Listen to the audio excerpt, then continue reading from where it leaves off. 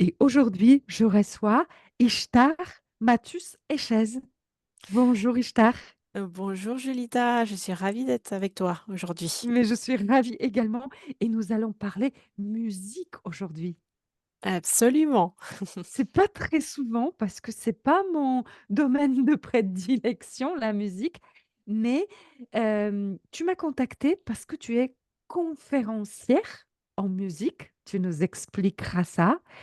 Et derrière cette activité aujourd'hui est une très belle histoire personnelle que tu nous raconteras dans ce podcast qui ouvre la voix des femmes avec leur parcours et leur prise de parole.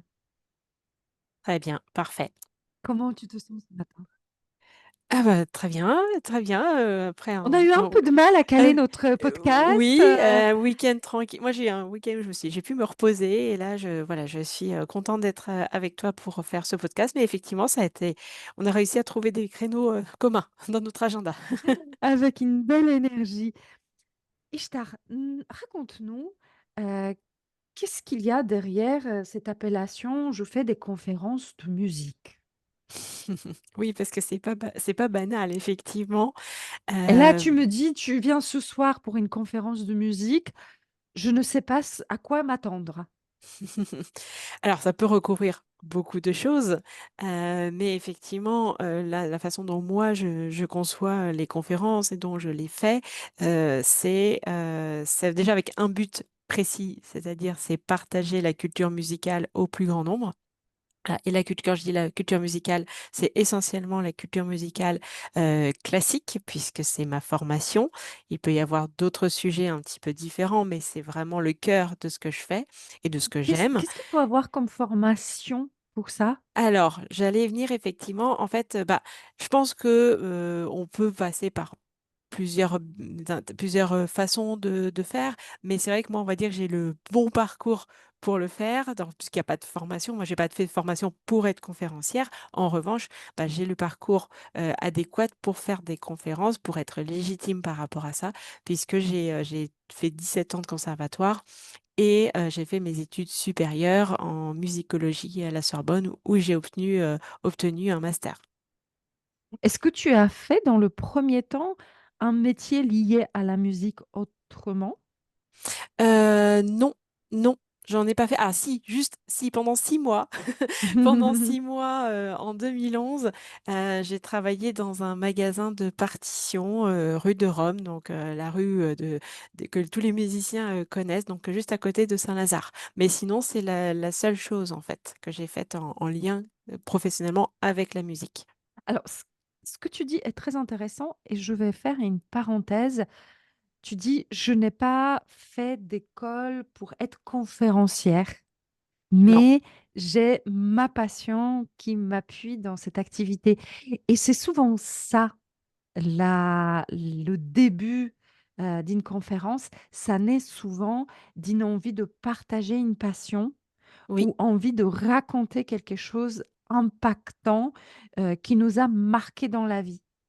oui, Et je fais cette parenthèse parce que dans mon activité de coach en prise de parole, je rencontre souvent des femmes qui me disent, mais j'ai aucune légitimité pour devenir conférencière ou pour même donner une conférence.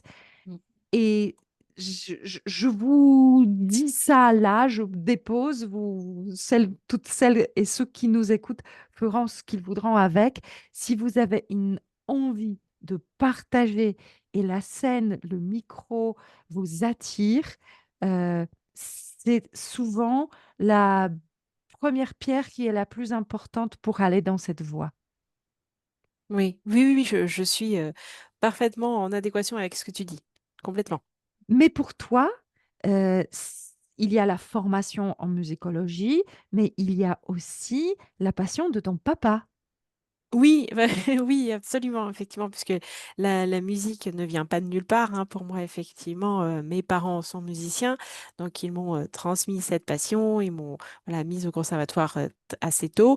Et effectivement, depuis que je suis petite, moi, j'ai vu mon papa faire des conférences, effectivement, sur effectivement, des sujets que, en général, j'aborde aussi aujourd'hui.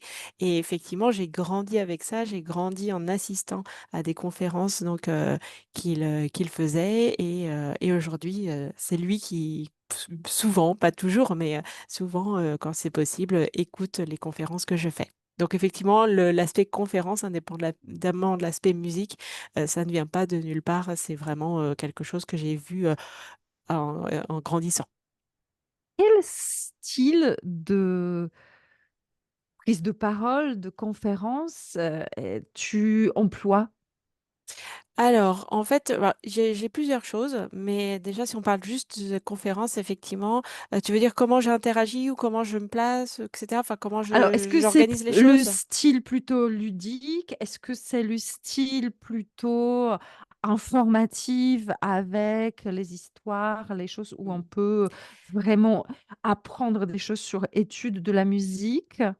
Alors, il y a un peu les 2. C'est-à-dire qu'effectivement, je vais avoir vraiment l'aspect, on va dire, conférence, où là, ça va être un petit peu, voilà, informatif. On va dire, effectivement, moi, je suis effectivement debout face à un public avec, voilà, les extraits que je fais écouter, le Donc, on PowerPoint, ce que entend la je... musique pendant tes Ah, conférences? toujours, toujours. Ah, C'est ça, vraiment c'est top. une alternance de paroles et de musique, des extraits qui vont illustrer ce que j'aurais expliqué.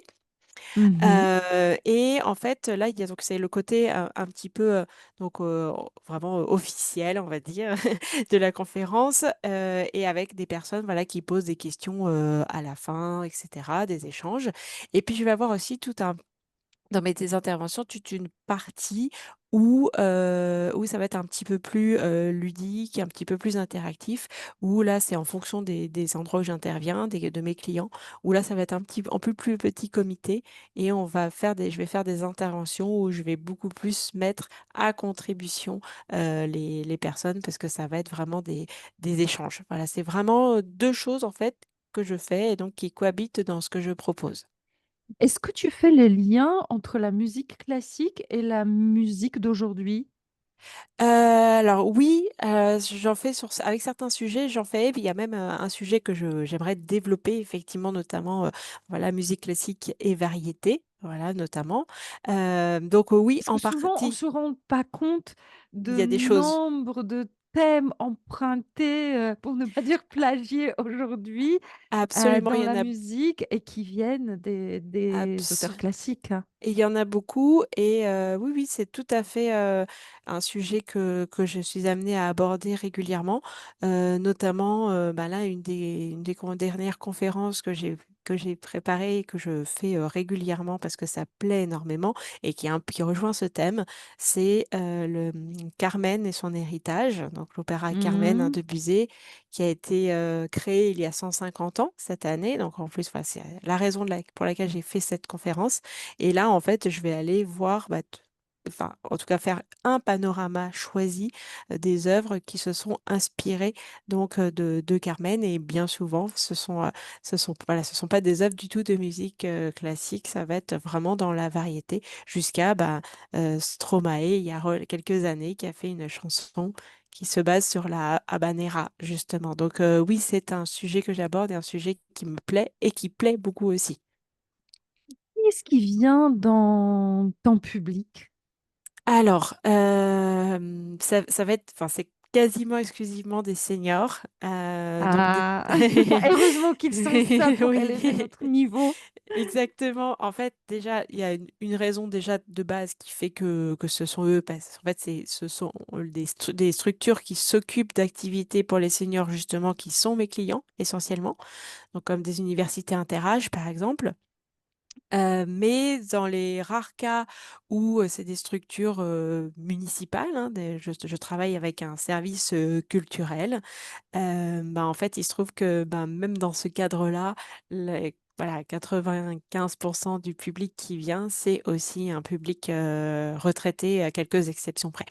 Mais Donc ça c'est vient vraiment ça. peut-être aussi de la manière de à toi de rechercher des clients et si jamais tu décidais d'ouvrir ça à des publics plus jeunes, les établissements scolaires, les associations ou les entreprises, tu aurais trouvé un public beaucoup plus jeune? Alors certainement, c'est vrai que le milieu scolaire notamment, on en a souvent parlé, et c'est vrai que forcément là, ce sera un peu différent, sachant que je suis intervenue dans le cadre du Crous de Paris il y a 5 ans.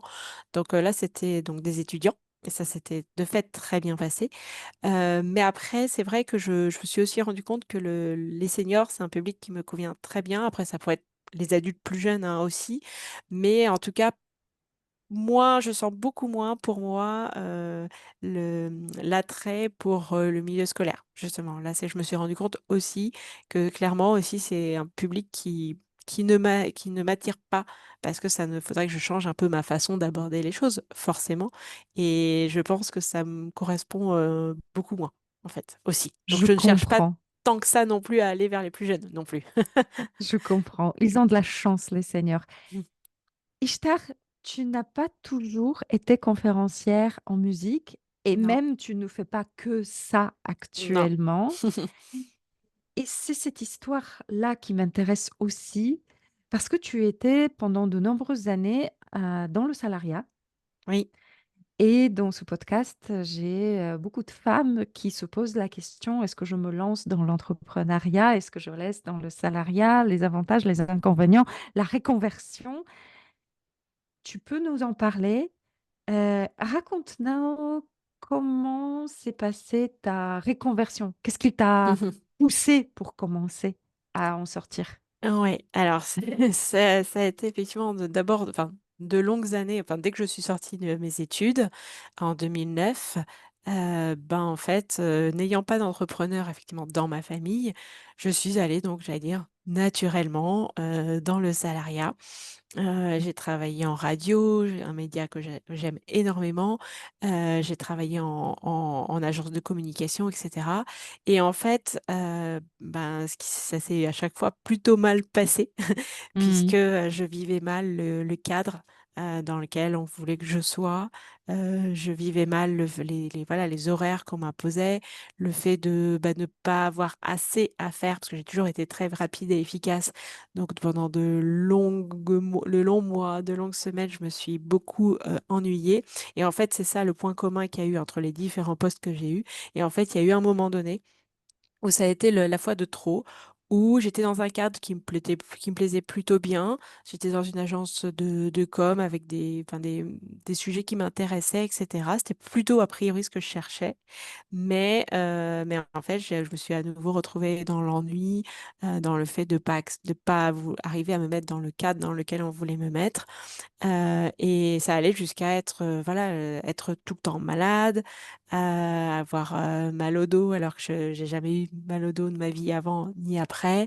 Enfin, ça allait quand même assez loin. Donc à un moment donné, je me suis dit: «Bon, il y a quelque chose qui se passe, mais quoi?»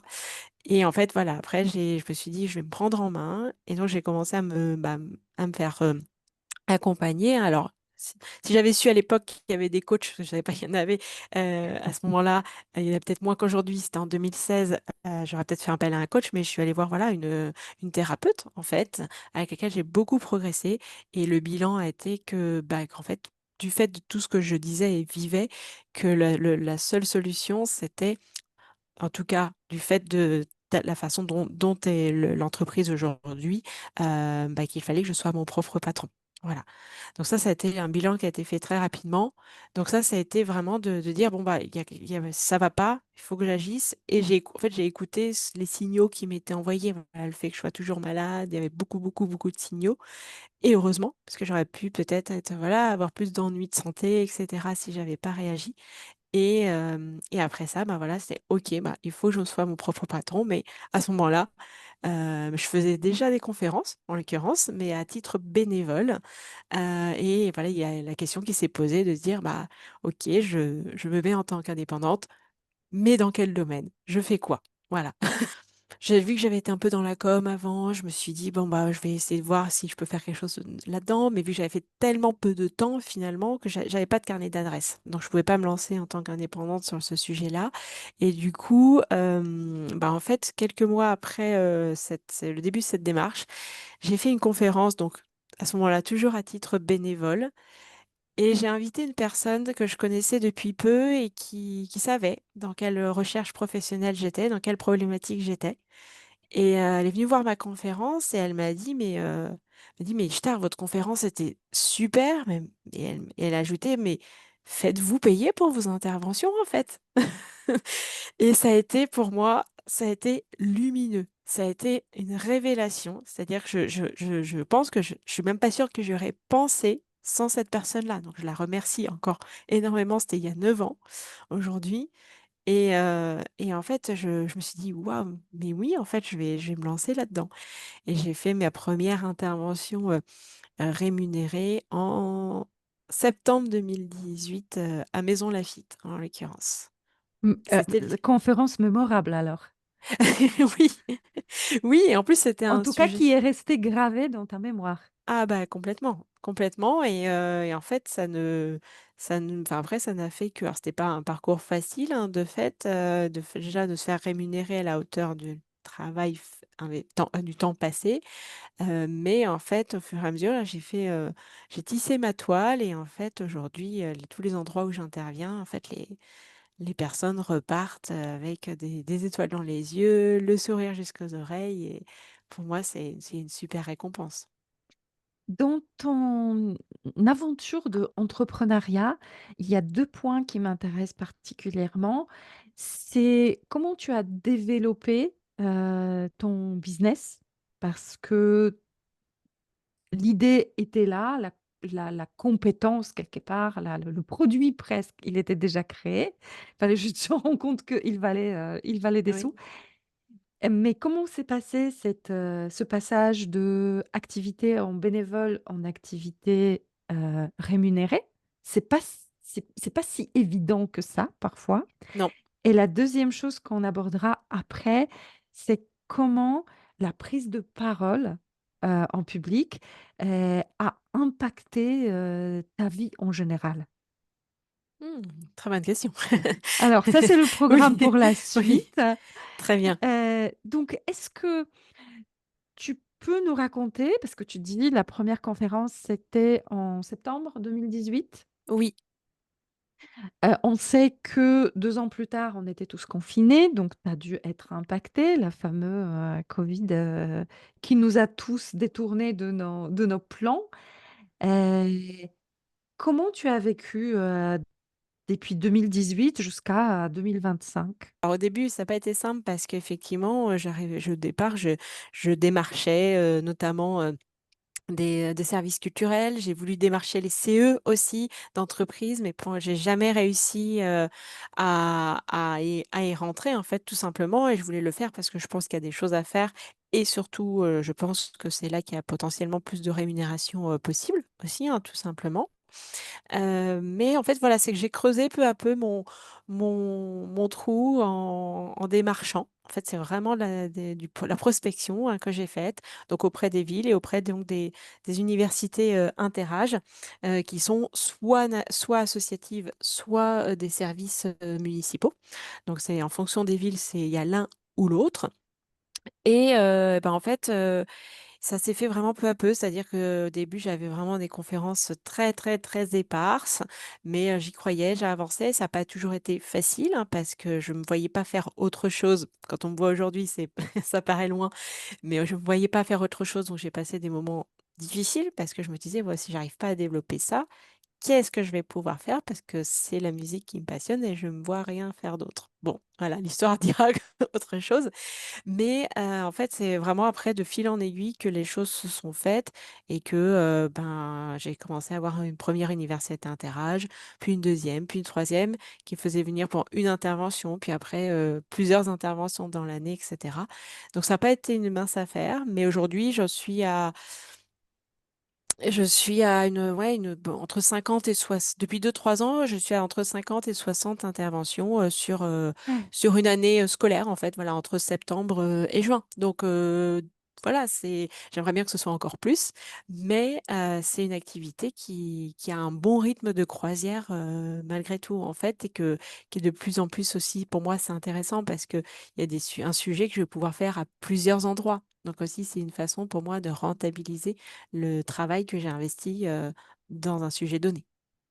Quand tu t'es lancée, tu avais, certainement des attentes, je ne sais pas si tu as fait un business plan, Est-ce qu'aujourd'hui, tu trouves que les objectifs que tu t'es fixés ont été accomplis? Alors à ce moment-là, clairement au début, clairement je m'en étais pas vraiment fixée. C'était vraiment, bah, je veux en faire, je vais avancer, mais j'avais pas franchement d'objectif, fixé. Donc aujourd'hui, quelque part, quand même si je dis que j'aimerais bien en avoir encore plus, pour moi déjà, je pense que j'aurais jamais imaginé avoir enfin, je pense que je l'espérais, mais je l'imaginais pas avoir autant d'interventions, en fait. Donc p moi, j'ai cette fierté-là, d'être partie vraiment sur des choses, vraiment extrêmement ponctuelles à voilà, des semaines où parfois je peux avoir 3, 4, 5 conférences, dans la semaine. Mmh. Voilà. Donc je m'étais pas vraiment fixée comme ça à ce moment-là, parce que c'était pas ma façon de fonctionner. J'ai dit: «Bon voilà, j'avance, on verra on verra bien». Mais le fait est que voilà, ça c'est le bouche il y a un peu un bouche-oreille qui s'est fait aussi et cetera. Donc j'ai une satisfaction clairement par rapport à ce que c'est devenu, aujourd'hui. Donc je peux pas parler en termes d'objectifs pour les raisons que je te disais, parce que Parce que j'en ai pas tu vraiment les as mis. pas oui. Mais par contre, je pense que je croyais pas que ça allait pouvoir, marcher comme ça, et surtout, ben, en fait, même si j'étais convaincue, moi, de ce que je voulais faire, de ce que j'apportais, il me fallait aussi la validation quelque part du public en face. Parce que Bien c'est sûr. bien de vouloir partager quelque chose, mais s'il y a personne pour le recevoir, personne pour l'écouter, ça marche pas. Alors que, ben, là, en fait, les gens les gens en redemandent, et j'ai vraiment fidélisé, mes clients, en fait, aujourd'hui. En préparant ce podcast, nous avons parlé de tes autres activités. Donc tu me disais que tu es toujours, agent immobilier, Oui, tout à fait. Indépendante donc aussi. indépendante. C'est Oui. l'indépendance est restée comme, Oui, fil rouge ouais, de tout ce que complètement. tu as accompli et tu es également, commercial Shogan, donc des parfums. Absolument, oui, alors effectivement depuis 7 mois maintenant, effectivement, donc c'est assez récent. Je me suis lancée dans une aventure, d'entrepreneuriat en étant effectivement donc partenaire d'une marque, donc qui s'appelle Shogan, comme tu le précisais, qui est une marque italienne et dont le produit phare donc est le parfum. Mais il y a beaucoup, beaucoup, beaucoup d'autres choses, dans des produits du quotidien.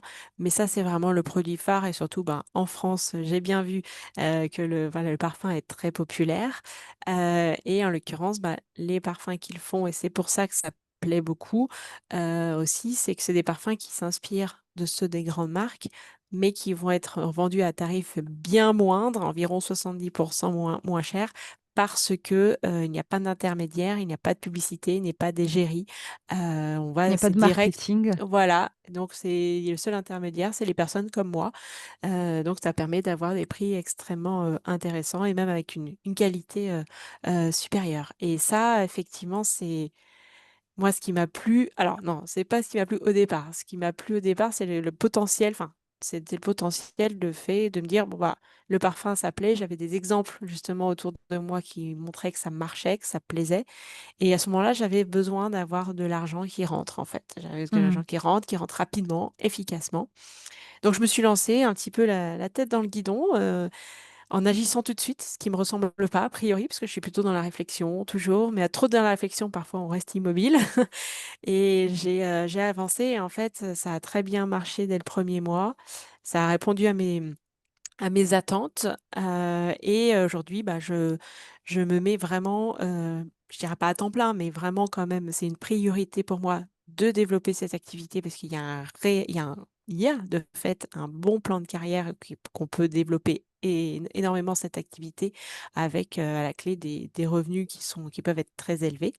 Donc aujourd'hui, voilà, je suis là-dedans et c'est quelque chose que je n'aurais jamais imaginé me dire ou alors ou faire il y a encore quelques mois. En fait, parce que, il faut, enfin, dans le développement de l'activité, il y a le fait de constituer une équipe, de former des personnes, voilà, qui vont avoir des besoins financiers variés, à faire comme moi et cetera. Et du coup, au bout d'un moment, on devient manager et c'est un mot qui me faisait peur, en fait, il y a quelque temps. Et aujourd'hui, en fait, je me rends compte que c'est avant tout l'humain et qu'on accompagne des indépendants, donc des personnes qui ont envie d'indépendance, de se prendre en main. Et en fait, finalement, ça correspond complètement à ce que je souhaite, à comment j'entends une vie professionnelle, de pouvoir la gérer vraiment d'un bout à l'autre. Et du coup, aujourd'hui, je le fais avec, vraiment, beaucoup d'énergie et d'envie, voilà, d'avancer.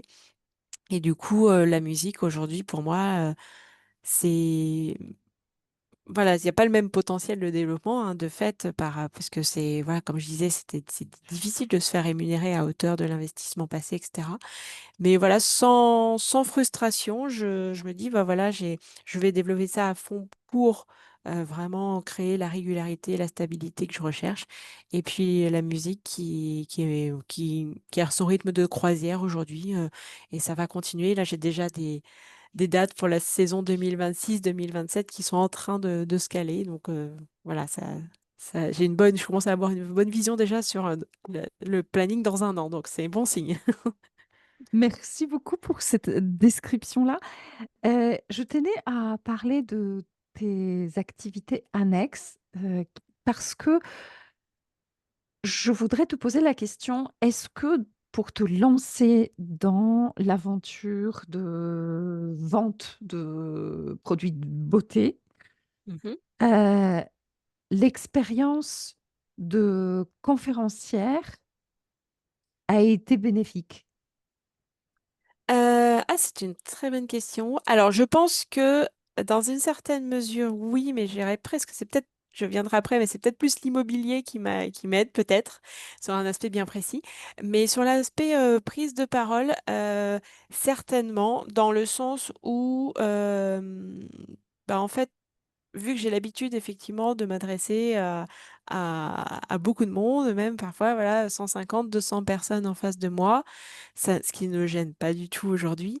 Bah, je pense que j'ai une aisance à expliquer les choses clairement aussi, quand alors même là, ça, c'est un nouveau sujet, le parfum et cetera, mais je pense que j'ai gagné cette aisance à ne pas avoir le trac, à expliquer les choses facilement, clairement, à partir du moment où je me suis approprié, les informations, en fait. Donc il y a cet aspect-là.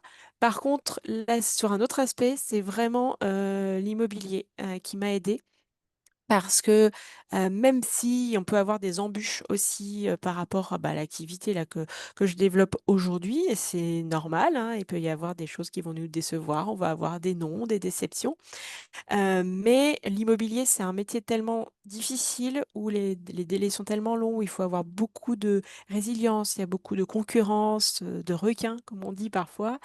Bah, en fait, ce que ça m'a apporté, c'est que, déjà apprendre un peu arriver à prendre du recul et surtout, là où ça a été important, c'est que qui dit immobilier dit aussi pas mal notamment de prospection, comme tout métier commercial, hein, ceci dit. Mais j'ai beaucoup fait de prospection, en allant, faire du porte-à-porte, en fait, chez les gens. Et ça, c'est quelque chose qui est pas évident, a priori. Et au début, j'étais pas à l'aise. Et en fait, après, je me suis mise en route. Et en fait, maintenant, je le fais, enfin, j'en fais moins aujourd'hui parce que je l'ai mis un peu en second plan, l'immobilier. Mais ça ne me gêne plus d'aller frapper chez les gens. Et donc, là où ça m'a aidé pour ce que je fais aujourd'hui, c'est que bah, aujourd'hui, pour le parfum, je vais démarcher des CE, je démarche des personnes que je connais aussi. Je vais démarcher des commerçants aussi pour prêter la mallette d'échantillons, que j'ai. J'en ai plusieurs et donc je les fais tourner en fait, dans différents commerces et bah, en fait, je pense que sans l'expérience de l'immobilier et du porte-à-porte, faire cette démarche-là de me dire: «Je vais aller voir les commerçants et leur proposer la mallette», ça aurait été probablement beaucoup plus difficile. En Donc tout en fait, il cas y a beaucoup de choses que j'ai retirées de ce que j'ai fait avant, en fait. Ouais. En tout cas, c'est une belle, exemple de comment les différentes expériences de notre vie, même si elles sont pas liées, même si elles sont pas destinées à nous former Mhm. à ce qui nous arrive dans la vie, peuvent nous servir Mm. et puis peuvent faire l'office d'une bonne formation si on arrive à dézoomer, à contourner, Oui, à s'adapter. oui, complètement. Complètement et parfois de manière inattendue. Alors, ce qui est drôle, c'est qu'aujourd'hui, je faisais un post pour LinkedIn où je parlais que la prise de parole, c'est comme du jazz. Et donc, échanger avec toi sur la musique, dis-moi ce que tu en penses. Parce que pour moi, donc du jazz, déjà, c'est un bon jazzman peut faire de l'interprétation libre Mm. parce qu'il connaît parfaitement ses gammes et qu'il sait très bien jouer de l'instrument à la base. Oui, j'aime beaucoup ce que tu... Oui, c'est l'improvisation, enfin le côté, oui, improvisation. Et j'aime beaucoup ce que tu dis, parce que j'allais y venir, effectivement. Enfin, moi, c'est tout à fait... Enfin, tu veux que je... Parce qu'effectivement, peut-être que tu voulais compléter, mais ça Vas-y, répond... vas-y, ça me Ça me ferait fait... plaisir que tu décodes. Je vais voir si Ça- mon idée était juste. Non, mais j'aime beaucoup le parallèle, effectivement, ce que tu dis, parce qu'effectivement, dans le jazz, il y a bah, un grand côté improvisation, effectivement, mais on ne peut faire ce genre de choses, effectivement, que si on connaît vraiment en profondeur le sujet. Et ça me fait réagir parce que c'est tout à fait, moi, la façon dont je fais mes conférences aujourd'hui. C'est-à-dire que autant au début, bah, en fait, j'écrivais tout, tout, tout, tout, tout. Aujourd'hui, je n'écris plus rien. Ou alors j'écris voilà, j'ai une petite feuille avec deux, trois notes, peut-être des choses voilà, que je n'arrive pas un peu moins à mémoriser. Mais vraiment, je fais mes conférences donc sans notes. Et je fais vraiment donc effectivement parfois à l'improvisation sur certains sujets, mais sur d'autres, bah, évidemment, j'ai la trame, j'ai l'ordre des pistes et j'ai les diapos des PowerPoint. Mais clairement, c'est tout à fait ça. C'est que en fait, j'ai tout dans la tête et j'ai une maîtrise du sujet qui fait que bah, sans appui, en fait, je vais pouvoir assembler les idées à l'instant T et pouvoir dire des choses. Euh, Même si, bah, comme je dis toujours, je ne prétends pas tout connaître, on ne connaît jamais tout. Celui que je vais connaître un petit peu moins, bah, voilà, là j'aurai éventuellement un petit peu plus de notes, mais ça va vraiment être des guides, ça va pas être quelque chose de rédigé, en tout cas dans ce que je dis.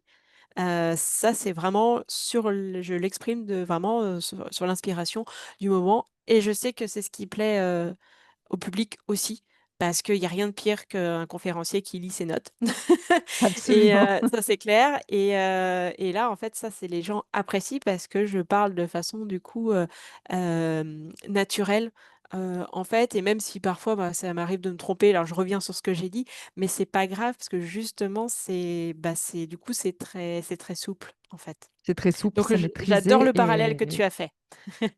et je dirais plus loin, c'est que je pense qu'aujourd'hui, tu es plus à l'aise aussi à présenter tes produits, à interagir avec les gens parce Oui. que tu sais improviser. Et donc peut-être tu cherches encore à approfondir le sujet, à vraiment te sentir bien sur les bases de ton sujet. Mais au moment où on va avec le cœur, avec la passion,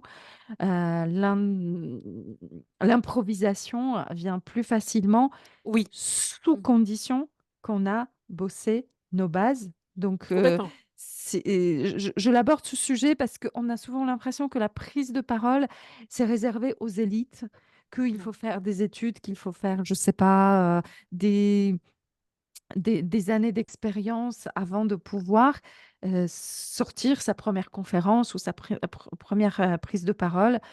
Et il y a des techniques, il y a Oui. des écoles, il y a des coachs. J'en fais partie. Personnellement, j'ai créé la méthode qui s'appelle OSCAR, oser, structurer, contribuer, assumer et rayonner, parce que j'aimerais pour moi, c'est surtout pour les femmes. J'aimerais que les femmes prennent la parole et qu'elles s'émancipent et qu'elles racontent leur histoire. Ce podcast fait partie de cette mission, le programme de prise de parole et l'accompagnement vers la conférence fait la partie. Oui, Et on n'a pas travaillé ensemble, mais tu es une très, très belle exemple, un très bel exemple de ce qu'on peut faire grâce à la passion et oui. le fait d'oser, raconter et transmettre, son savoir. Oui, oui, complètement. Mais c'est vrai que après, c'est des choses, je pense qu'on peut apprendre dans une certaine mesure, effectivement. Mais après, c'est l'expérience, comme pour tout, qui fait. C'est-à-dire que, enfin, l'Ishtar qui fait des conférences aujourd'hui, c'est pas du tout la même Ishtar qu'en 2011 ou même 2018 quand j'ai commencé, en fait, professionnellement. Je sais que je parlais pas du tout de la même manière. Bon, déjà, j'écrivais tout, mais je parlais pas du tout de la même manière. J'avais des tics de langage qu'on m'a fait remarquer et donc que j'ai corrigé, et cetera. Et donc en plus, on évolue, en fait, et c'est vrai que quand je vois certains sujets Heu, que je suis amenée à représenter, à d'autres occasions, voilà, des parmi les premiers sujets que j'ai faits, et c'est vrai que des fois je me dis: «Waouh, j'ai fait ça moi!» Bah, des fois j'ai plus du tout le même regard, et si je devais reprendre le sujet aujourd'hui, je me disais: «Bah, je ferais pas de la même manière», et il m'arrive du coup, parce que ça me gêne justement de me remettre dans ce que j'avais fait à l'époque, je me sens moins à l'aise, de revoir, voilà, le sujet, pour, le mettre, avec une enfin la façon que j'ai envie de voir, aujourd'hui, quoi. Donc il y a une belle évolution qui se fait aussi au fur et à mesure. Merci beaucoup Ishtar. Est-ce que tu aurais un mot de la fin? Moi, ce que j'ai envie de dire, c'est qu'effectivement, il faut oser, dans le sens où, quand il y a quelque chose qui effectivement qui ne va pas, ou qu'on sent qu'il y a un inconfort, quel qu'il soit, ça peut être, voilà, ne pas profiter assez des enfants, ça peut être beaucoup de choses. Qu'il faut oser se lancer, mais pas forcément sauter, voilà, dans l'inconnu tout de suite, qu'il y a des choses qui existent, notamment, bah, le côté, ouais, l'activité de parfum que je fais aujourd'hui, voilà, qui peuvent se faire en parallèle, clairement, du salariat, et après de se donner les moyens pour que ça évolue. Donc moi, j'ai envie de dire, voilà, oser et se faire, je pense, effectivement, accompagner par des coachs, hein, quels qu'ils soient, parce qu'il y en a beaucoup aujourd'hui et qui je pense que c'est nécessaire, les bilans de compétences, et cetera. Donc, je ne peux que dire que s'il y a quelque chose qui ne va pas dans le salariat, de pas rester dedans, parce que je pense que ça peut avoir des conséquences, parfois, tristes, au niveau de la santé, et cetera. Donc, voilà, c'est ce que j'ai envie de dire là, c'est vraiment l'improvisation, mais c'est vraiment ce que j'ai, envie de dire, et qu'il faut pas avoir peur de l'inconnu, en fait. C'est ça qui fait peur, souvent, mais de pouvoir, y aller. Alors c'est un parcours difficile, et c'est bien si on a des alliés au quotidien par rapport à ça, mais surtout de ne d'oser, aller vers des choses qui nous plaisent. Et moi, je fréquente beaucoup d'entrepreneurs, et on est tous d'accord sur le fait que c'est difficile, mais c'est un parcours, tellement gratifiant, et beau, en fait. On grandit énormément, malgré les difficultés. Voilà ce que j'ai envie de dire. Merci beaucoup Ishtar. Merci beaucoup, Julita.